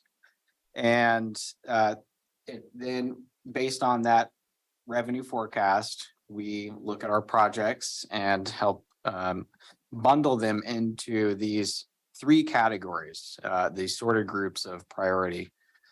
Financially constrained reflects that the revenue forecast, the reasonably likely revenue forecast over the planning horizon, which is 2045. And the first bundle or group of projects are those that are considered reasonably likely and a higher priority in the near term, so 2023 to 2030, and then the next time frame, which is 2031 to 2045. And then there's also a strategic list, which is not financially constrained, so it's outside of the revenue forecast assumptions.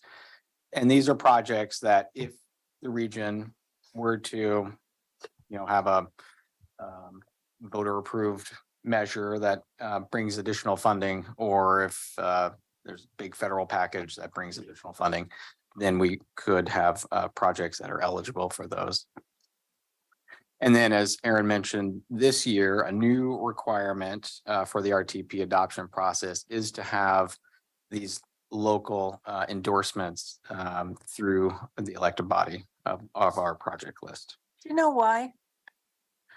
I think there was some, it was raised, I think, during the last RTP update that there was, when the project lists were brought forward, there was maybe some questions that were raised at the JPAC level. And so I think through that, there was just, it's probably a good idea to make sure everybody's aware of what's being brought forth. And what I recall at the time too, even though all the projects are required to be in the TSPs for the different jurisdictions, that the CIPs were putting different dollars into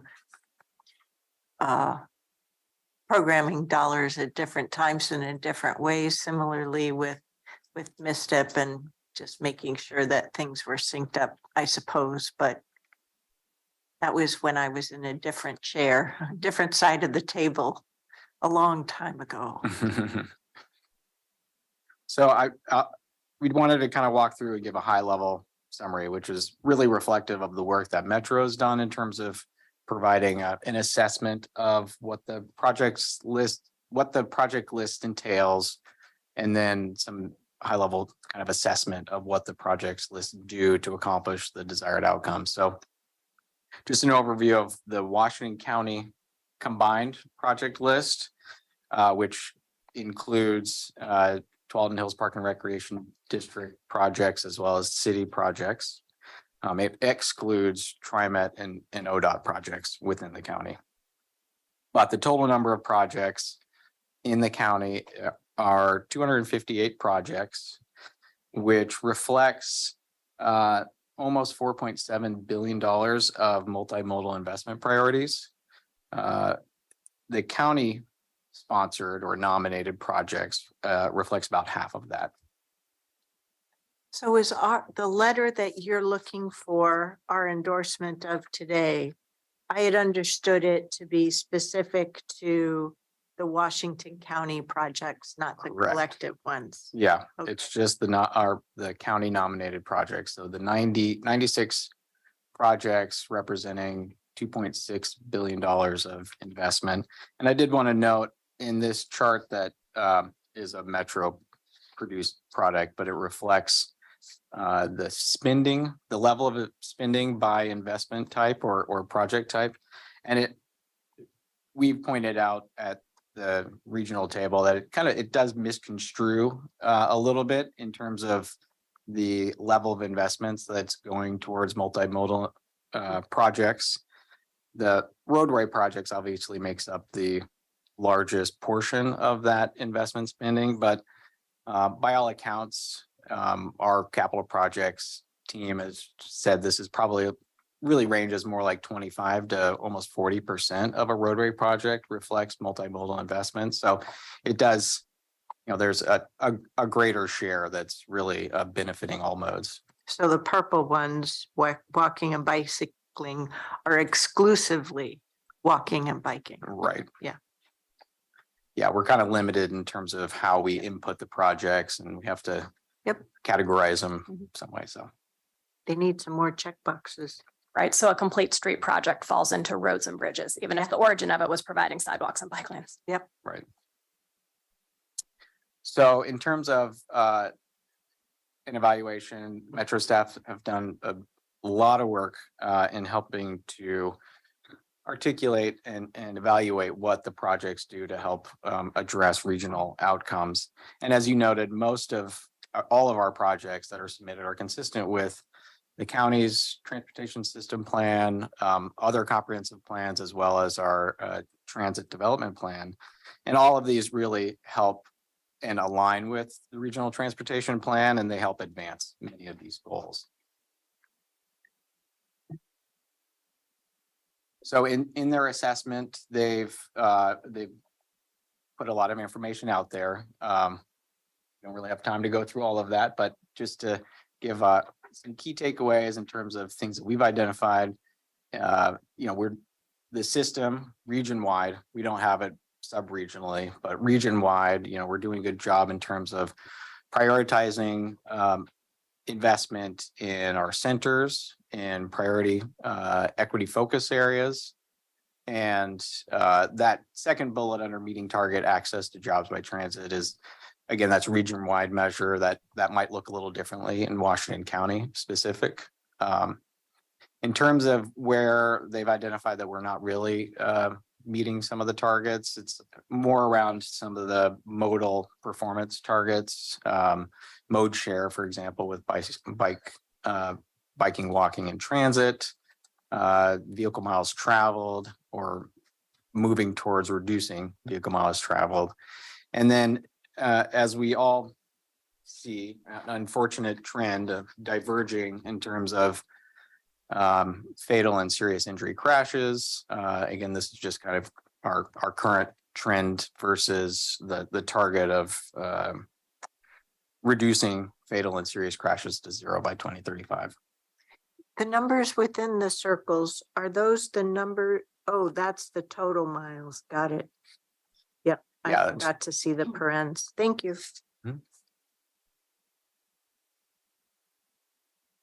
So just in terms of where we are, this shows the effort to update the RTP that Metro has undertook with everybody within the region. And we are currently in that phase 4, which is preparing the final RTP for public comment. The draft RTP will be shared in July for a 45-day public comment period.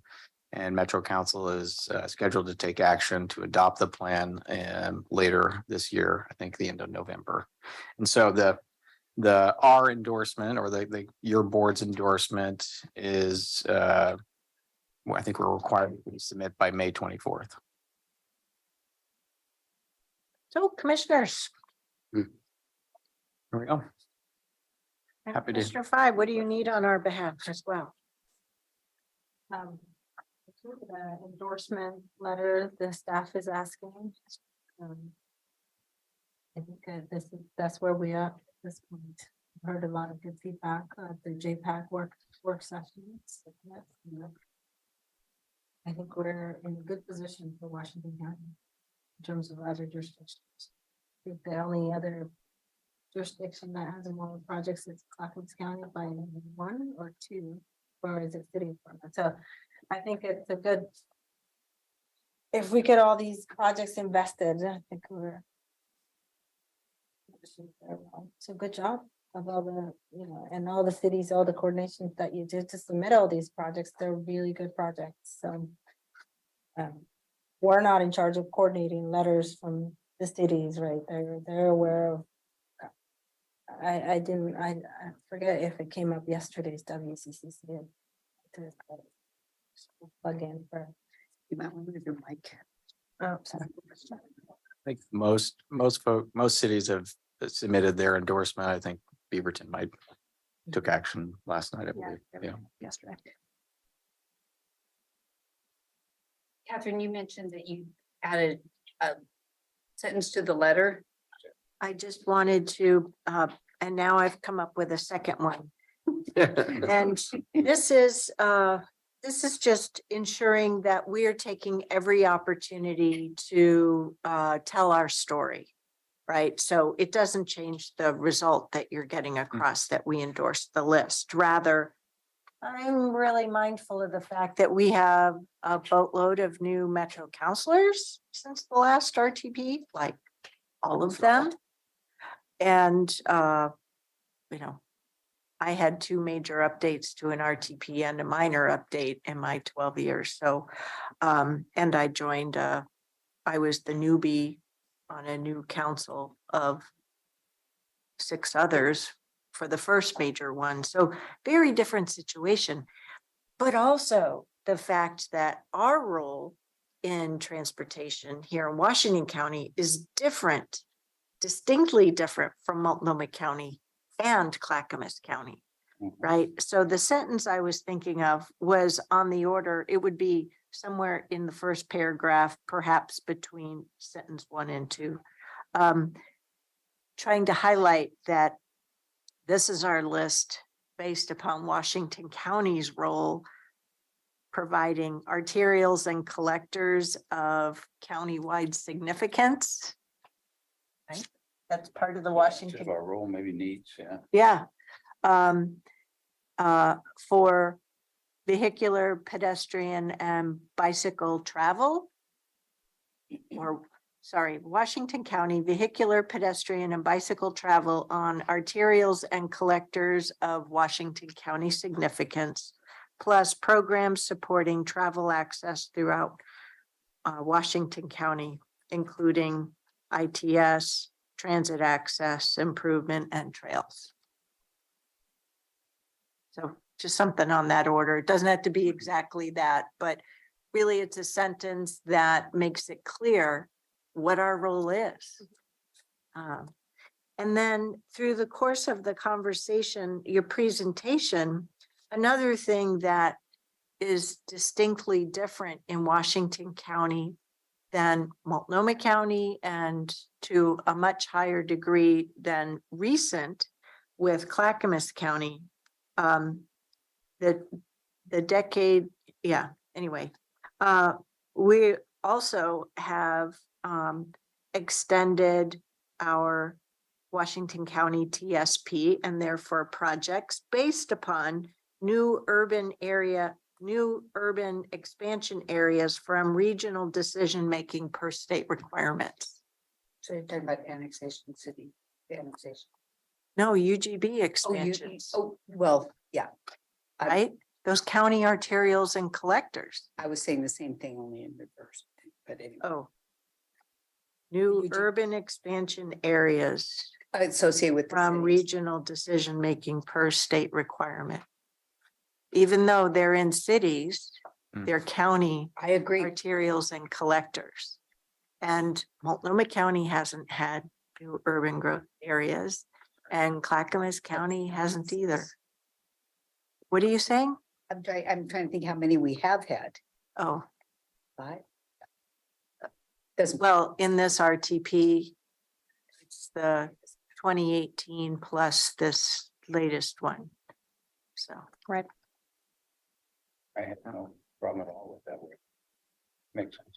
well, I think your point is well taken from the standpoint that this letter is going to the Metro, it's going to the council president, but to Metro counselors, that it just sets the stage a little bit more. Yeah, that's all. Great point. Mhm. Yep, we can. I have a couple of comments if you, but one, regarding the letters, it seems to me that the problem always was is that, and it wasn't us, it was in other counties, they seemed to have differences of opinion on their projects when they actually got to the regional table. So I'm not sure what they're accomplishing by saying each of us will have our letter. Of course, we're going to support our own project. If we didn't, why would we nominate them? Seems like it'd be a much more effective program to have letters of support as a county-wide for all the projects, like we would support the cities and they would support ours, if that's really what they're trying to do. That's one issue. Two, I get a little testy, and I don't mean it in a bad way, but we are different than Multnomah County. I mean, I was born and raised there, and I know what their grid system's like and how their multimodal system is. We're trying to develop one. So, I mean, we're in our infancy. And so I think it's maybe a little hard to be compared, and hopefully we'll continue to push back on those ratings and say, there's a reason for that. There's a reason our transit ridership isn't as good, and that's because we don't have transit to the degree. There's a reason we can't bike as much. We don't have bike lanes and sidewalks, but we're putting them in. So I'm hoping that that isn't some criteria that is going to be used to judge us in the future. I mean, it's like judging somebody who has great wealth of assets against somebody who doesn't and saying, you're not measuring up. I mean, of course, that it doesn't make sense. And I would hope that my last comment is there's always been this overabundance of projects and underwhelming amount of revenue. I'm hoping that there's some way to coordinate those projects region-wide so that we do look at it as one region and it's not all going to be focused on certain areas. So when things happen and they say, well, everybody, good luck, you got a big list, but we only have so much money, that there's some equity between the various regions. If you're going to lift us up and you lift Clackamas County up, you got to put some investment in there. So that's my comments.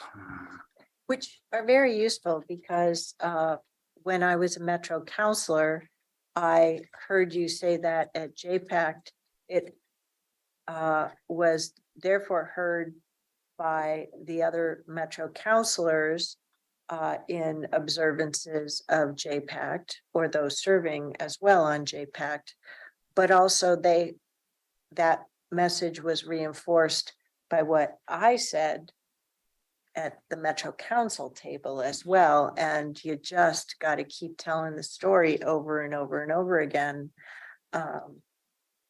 And, you know, that's just part of what you signed up for to be our JPAC rep. So please keep telling it.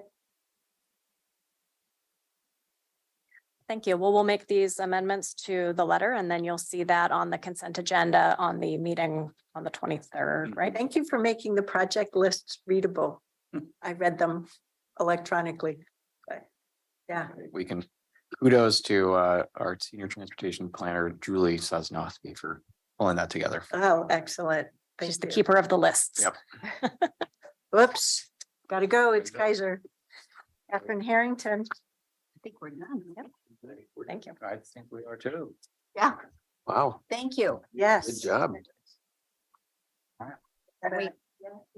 Your vice chair, call it. Yeah, you got a gavel. Want to aggravate, let's sit for a while. Gary doesn't have to get out here till 3:15, so Yeah, I can kick back, take a little nap, take 10 minutes. we are adjourned. Thank you.